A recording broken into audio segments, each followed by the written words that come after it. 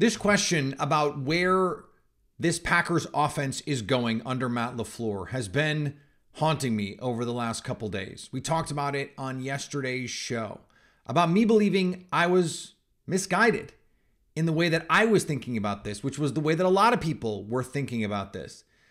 But I wanted to take a look back to see what in Matt LaFleur's past could tell us about where this offense can go, should go, might go, will go.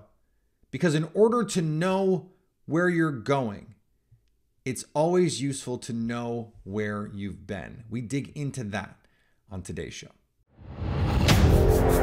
You are Locked On Packers, your daily Green Bay Packers podcast.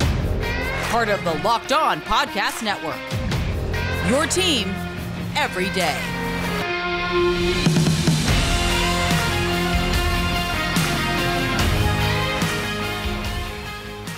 You are Locked On Packers, part of the Locked On Podcast Network, your team every day. I'm Peter Bukowski, and I cover the Packers for The Leap, a newsletter I would love for you to subscribe to. Follow me on Twitter, Peter_Bukowski. Follow the podcast on Twitter, Locked On Packers. Like us on Facebook.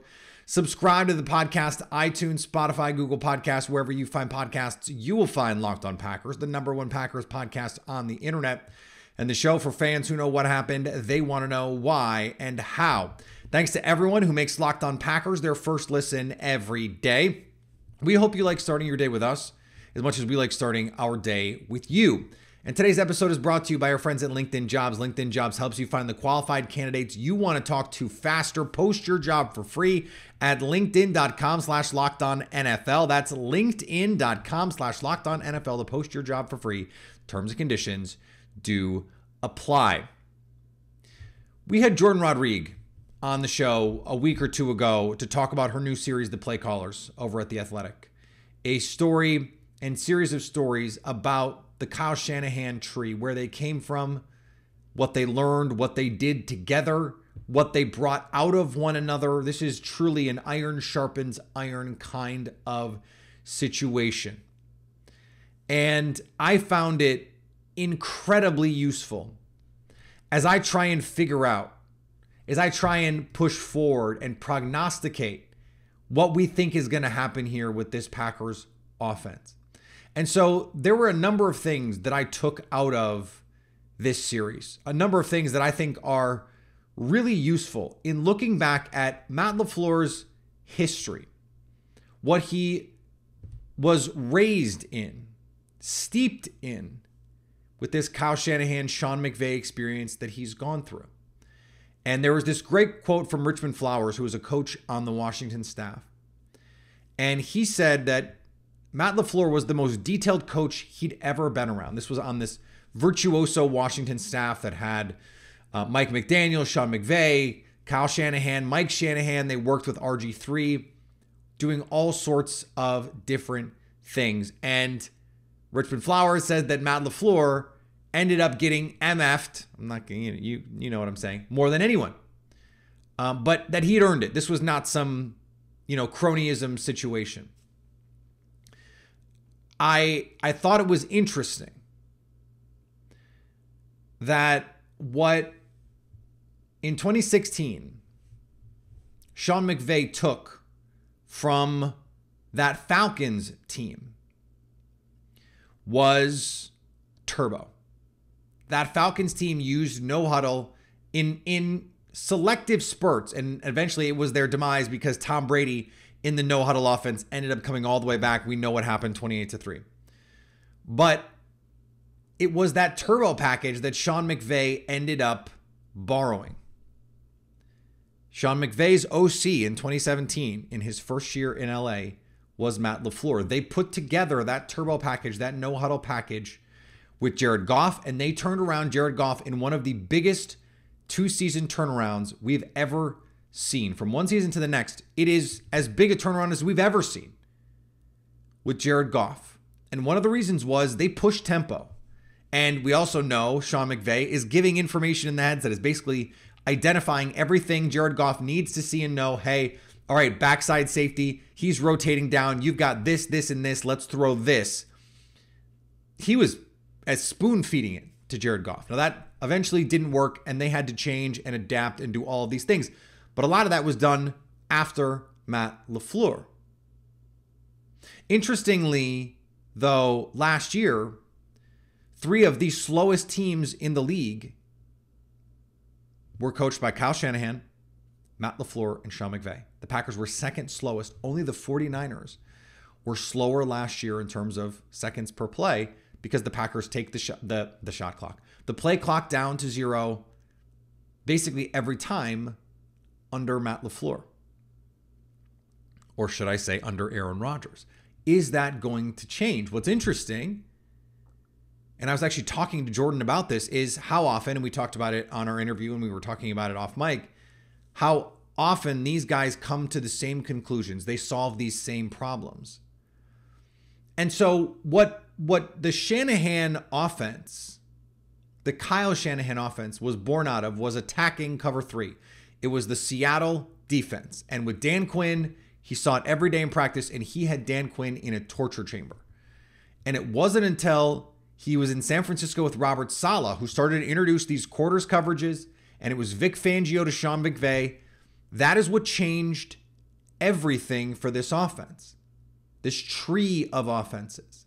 The Vic Fangio style of defense. It's why Joe Barry is the defensive coordinator for the Packers, because this Fangio style, Raheem Morris, same thing on that Fangio tree. He's more from that Tampa 2 team tree. Joe Barry is also from that, but got that Fangio education in LA under Brandon Staley, who's now in LA, and they, are playing that defense to counteract all of the offenses. A third of the league, almost half the league, is running this version of offense. And so it makes sense to have a defensive coordinator who's going to try and meet the challenges that these offenses are providing for defenses.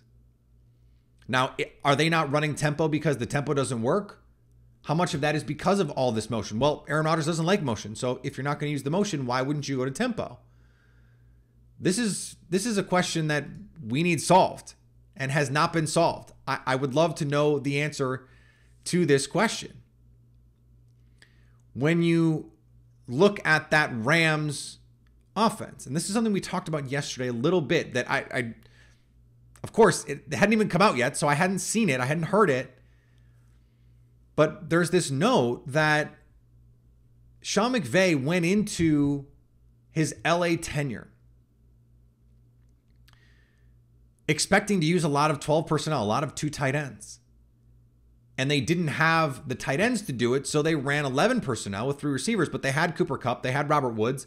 They had guys who could block like tight ends, especially from the slot. Cooper Kupp and Robert Woods will get after you. And so they ran, according to McVay, a lot of the 21 and 12 concepts that Kyle Shanahan used in Washington. But they ran it out of 11 personnel, and it made me wonder. We talked yesterday about this 12 personnel, that the Packers are an outlier in the Shanahan tree on early downs. They use 12 personnel a lot. Kyle Shanahan doesn't.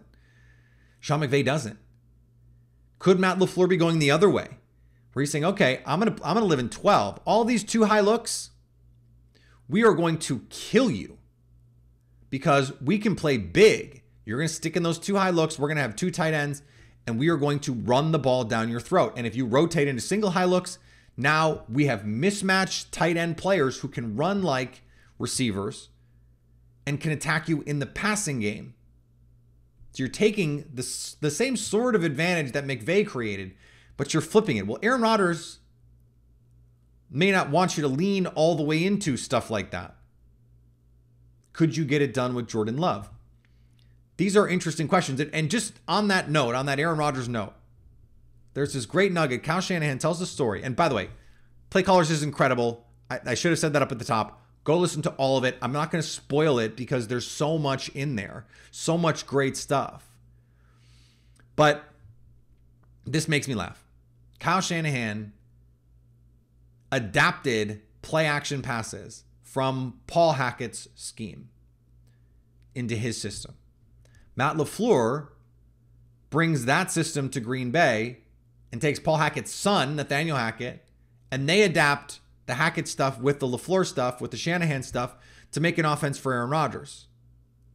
And what Aaron Rodgers is bucking against is the Shanahan stuff, the play action stuff that was developed so that he can go back to the Paul Hackett system. Well, the Paul Hackett system created the play action system.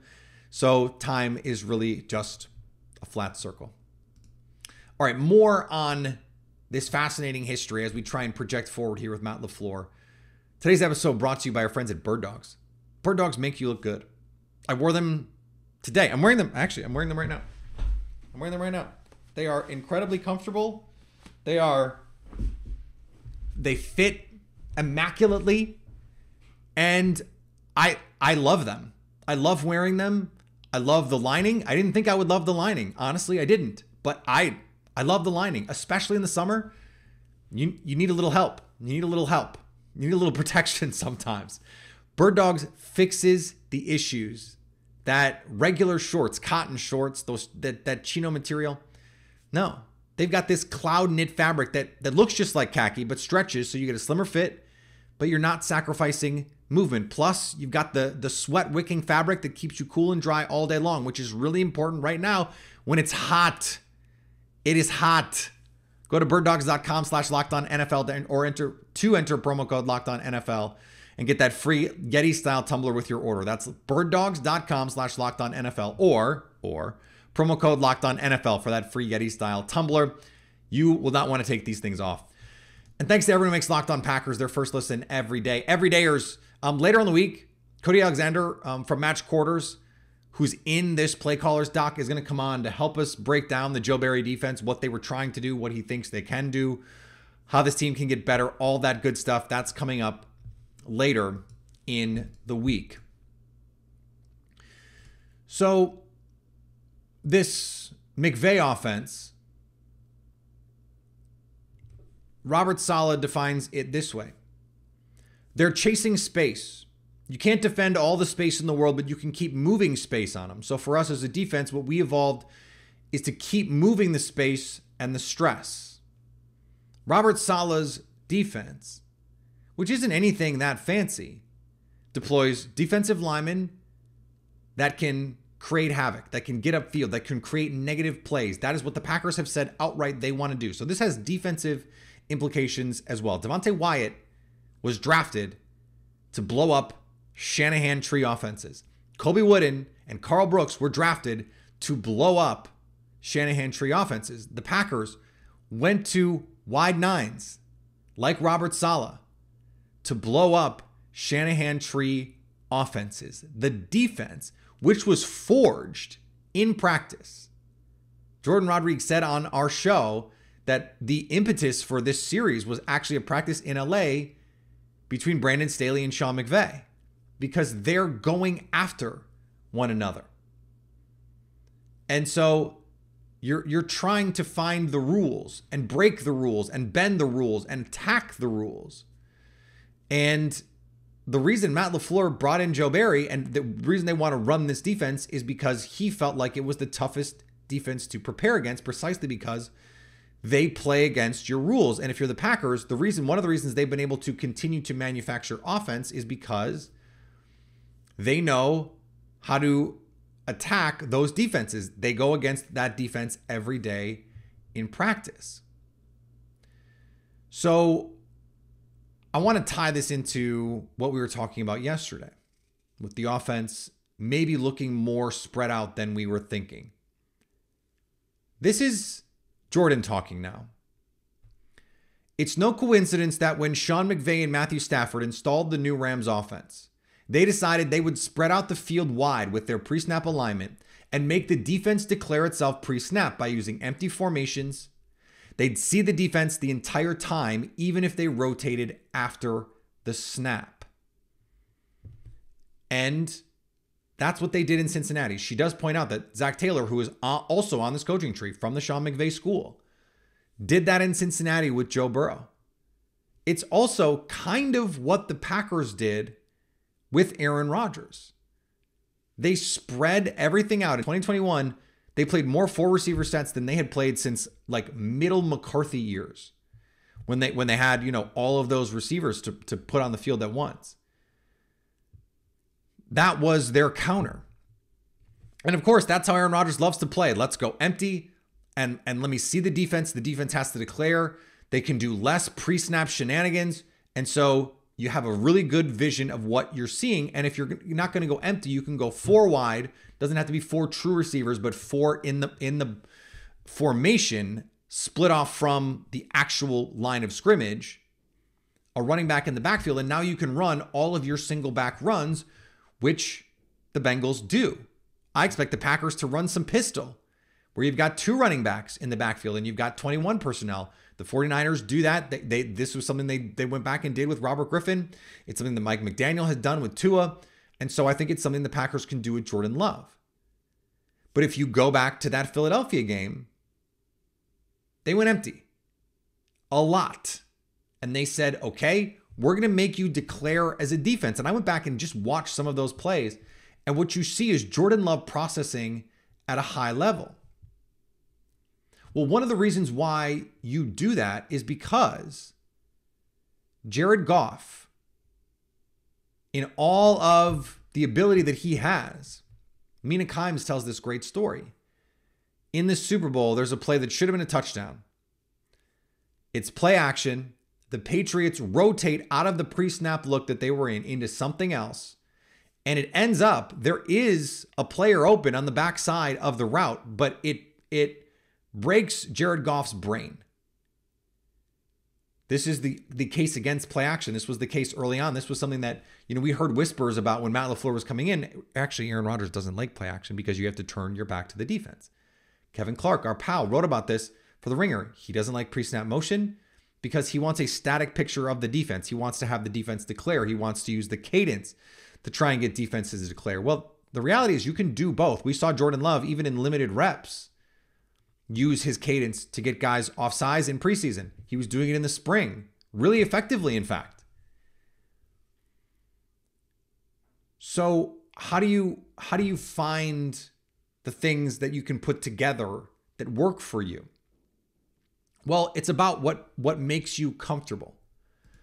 There's a quote from Matt LaFleur about compromise and trying to put together an offense that make things work. And the quote was about putting together an offense with Aaron Rodgers that would allow you to say, okay, if he's confident in the play call, everyone else is going to be confident in the play call. And that gets you to a place where you're more likely to have success because everyone, the quarterback especially, is confident in what they're doing. And that is an important thing. So Jordan Love comes from a shotgun world. So if he's more confident in that version of the offense, maybe that's where they need to go. The quote is, I do think if the guy in the huddle, the guy that's calling the play, if he feels comfortable and confident in the play call, those other 10 guys in the huddle can feel that. And they've got a lot better chance at success. That is a great quote, first of all. But it is also a keen understanding that it's not just what I want. It's not just what I do. You have to find ways to make this work for everyone. So in the discussion yesterday about this pure distillation of Matt LaFleur, well, every offense has to be both a distillation of what the coach wants and what the quarterback is good at. Now, you can see there are moments with Jordan Love where he is processing it at a high level, he is reading out his concepts, and he is making throws with accuracy on time. There are going to be times when he goes outside of structure. They are going to still use a lot of play action. Where does Love ultimately fall in the spectrum?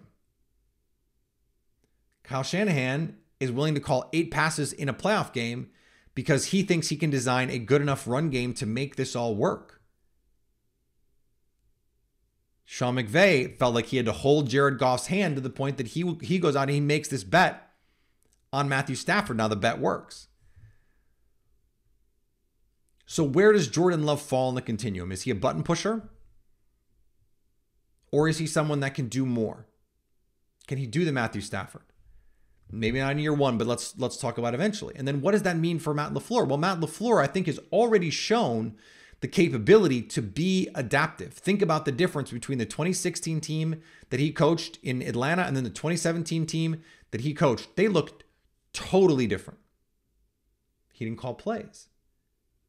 He didn't call plays until 2018 in Tennessee, the first time he called plays. And that's with Marcus Mariota, a quarterback who can run but has some limitations with his arm talent.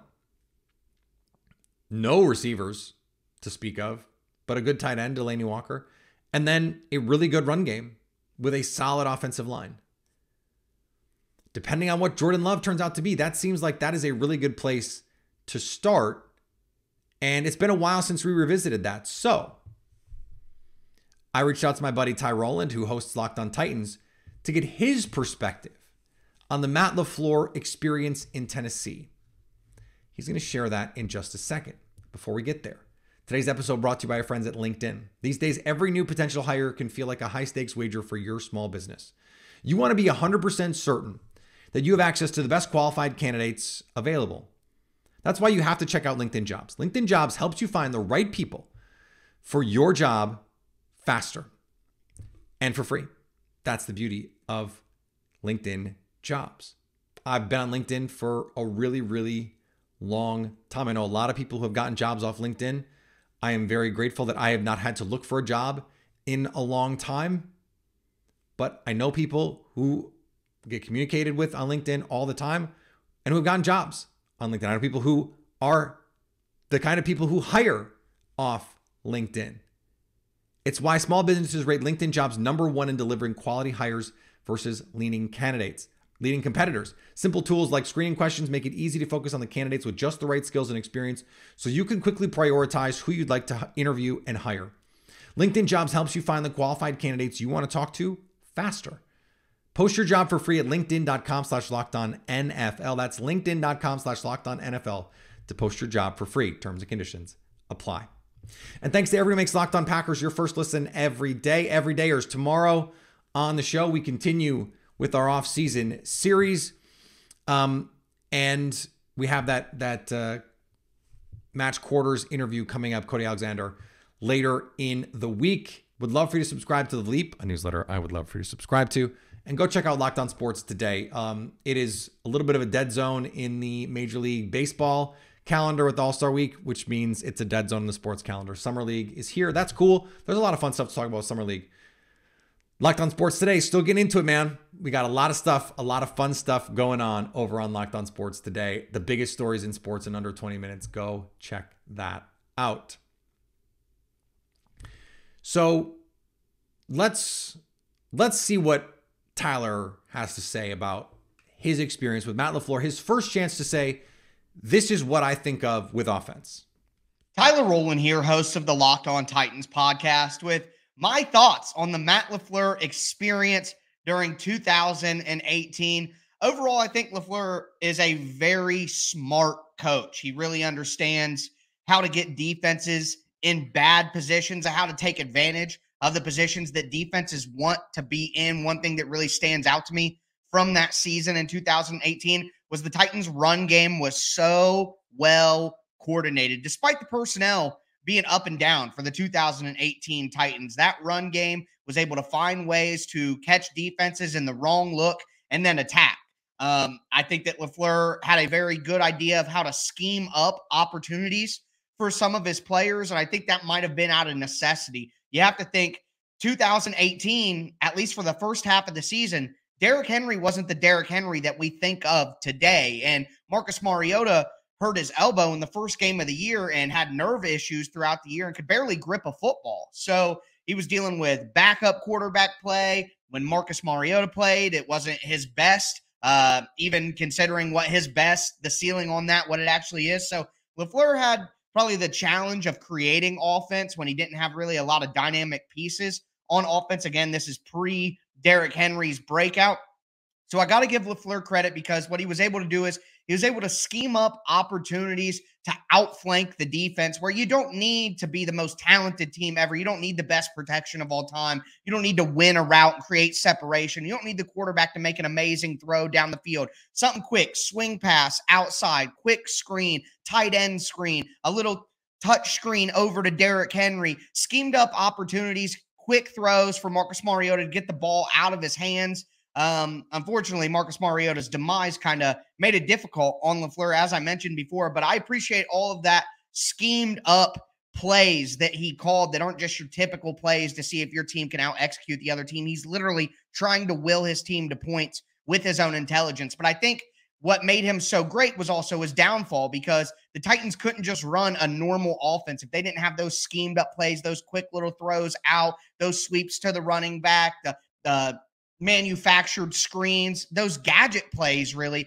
If the Titans couldn't hit on those, they couldn't score, and that's why their red zone percentage wasn't very good. And at the end of the day, we got to mention Derrick Henry wasn't Derrick Henry, but LaFleur was giving Dion Lewis the bulk of the carries throughout the beginning of 2018 before Henry kind of turned it on. So it's a double-edged sword there where LaFleur's greatest asset also felt like, to me, something that he struggled with, but he was limited by personnel as well. I think LaFleur had a good enough plan of attack and obviously was a good enough coach to get a head coaching gig and do very well with the Packers in the years to come. So up and down, tough personnel to deal with, but his blessing is his primary curse as well, relying too much on his own brain rather than letting his players win in a normal environment.